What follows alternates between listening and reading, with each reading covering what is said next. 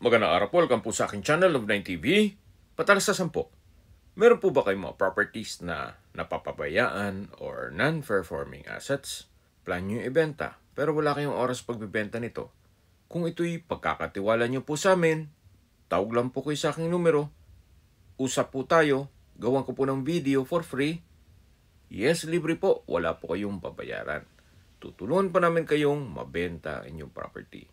Kami na po bala sa marketing, sa boosting or paid ads, even sa tripping. Hindi na po kayo mapapagod sa pag-entertain ng mga buyers. Kami na po bala sa lahat. Tawag lang po kayo. Nandito po tayo ngayon sa Nasugbu, Batangas kung saan meron po tayong bagong video presentation. Isang residential farm property na may lot area na 9 hectares o 90,000 square meters.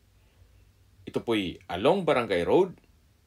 May access na rin po dito ng tubig, kuryente at internet provider.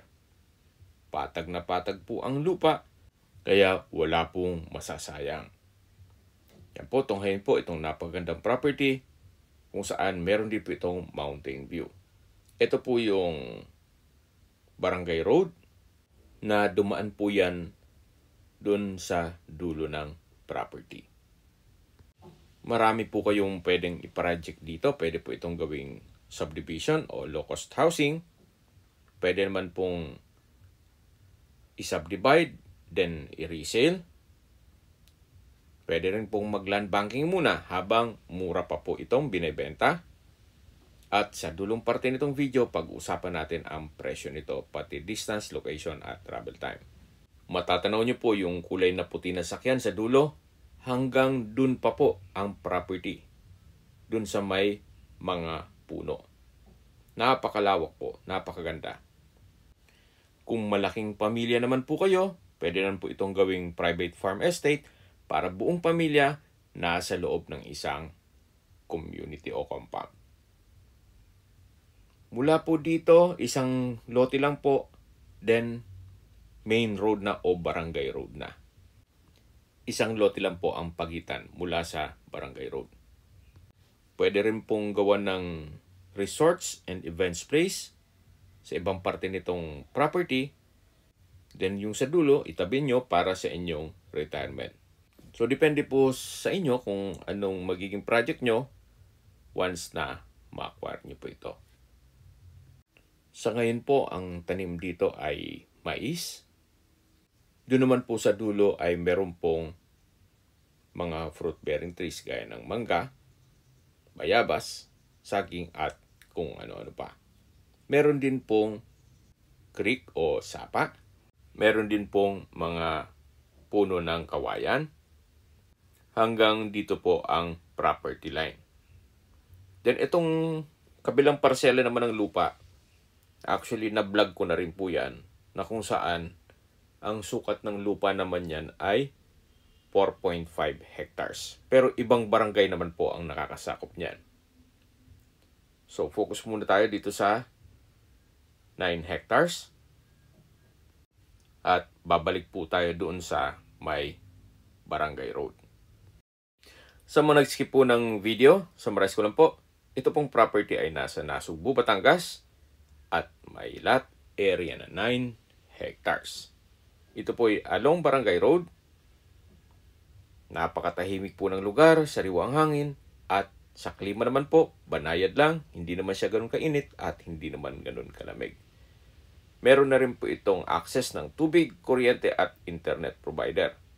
Tungkol naman sa dokumento nito, ito po ay titulado, kaya wala po kayong maging problema sa documentation o sa transfer ng title. Sa distance, location at travel time portion na po tayo.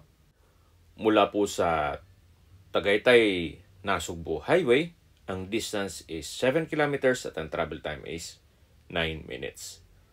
Mula naman po sa bayan mismo ng Nasugbu, kung saan kompleto na po doon, gaya ng public market, groceries, convenience store, remittance center, banks, schools, church, at hospital. Ang distance ay 6.4 kilometers at ang travel time is 10 minutes. Mula naman po sa Walter Mart, Nasugbu, ang distance is 9 kilometers at ang travel time is 14 minutes. Mula naman po sa mga beach resort dito sa Nasugbu, Batangas, ang distance is 12.3 kilometers at ang travel time is 23 minutes. Mula naman po sa Twin Lakes, Tagaytay, ang distance is 31.1 kilometers at ang travel time is 37 minutes. At kung manggagaling naman po sa Manila o sa airport, ang distance is 95 kilometers at ang travel time is 2 hours and 46 minutes. Okay, sa presyo na po tayo.